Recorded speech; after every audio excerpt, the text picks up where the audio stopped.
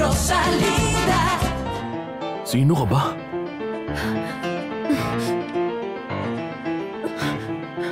Nakakahanga naman. Alam mo bang matagal na kitang hinahanap? Nandito ka lang pala.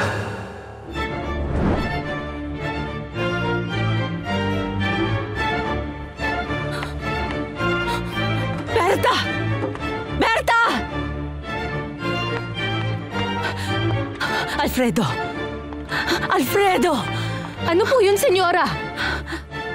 Ay, Diyos ko po. Alfredo! Alfredo! Counselor! Counselor! Anong pangalan mo? Sabihin mo na kung sino ka ba. Huwag kang mag-alala, hindi naman kita sasaktan. Hindi rin naman ako tatawag ng mga pulis. Pasensya na.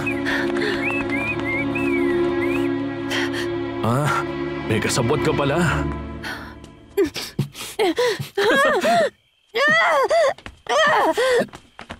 Masyado na yata siya matagal sa loob, ha?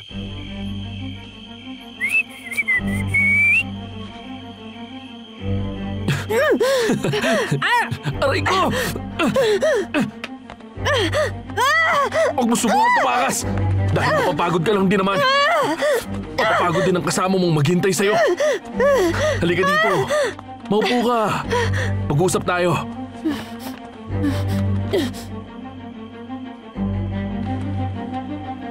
Humihinga pa ba siya? Oo, senyora. Ano po ba kasing nangyari? Nagtatalo lang naman kami. Tapos nawala na lang siya ng malay at bumagsak bigla. Counselor, gumising kayo! Ay, Diyos ko naman talaga. Sa tingin ko, kailangan na nating tawagan si Dr. Riverol. Sige, tawagan mo na.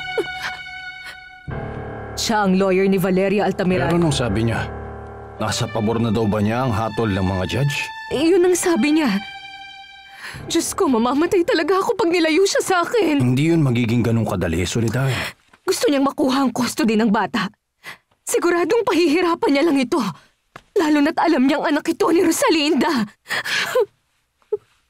Kumalma ka, Soledad. Hindi nakakatulong ang pag-ibig. Palagi niyang nakukuha ang lahat ng gusto niya, Javier. Nakakatakot siya. Wala na siyang magagawa ngayon. Si Fernando sa yung tatay ng bata at sa'yo niya ito iniwan. Hindi niya makukuha ang bata. Kailangan niya munang mapapayag si Fernando Jose pero hindi yun mangyayari. Pero wala dito si Fernando Jose. E di kailangan natin siyang pauwiin o magpadala siya ng power of attorney para hindi makuha ni Valeria ang bata sa'yo. Ayun ang gagawin natin. Hindi natin nahayaan na makuha niya ang bata. Anong pangalan mo? Sabihin mo man lang sa akin kung ba't ka nandito. May nagpadala sa'yo? Wala! Hindi! Hindi ka makakaalis dito hanggat hindi mo sinasabi sa akin. Alam ko natatakot ka. Kumalma ka lang. Kumalma ka. Sandali lang.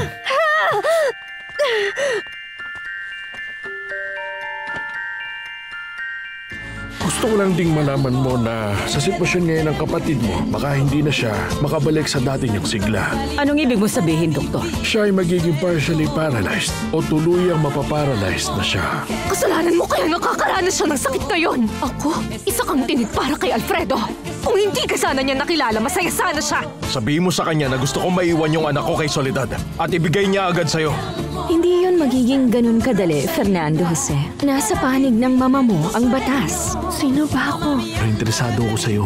Ang tagal ko na naghahanap ng babaeng katulad mo. Papasikatin kita bilang artist ko. Andito kami para isama ng bata sa amin. Huwag niyo siyang kunin sa akin. Hindi!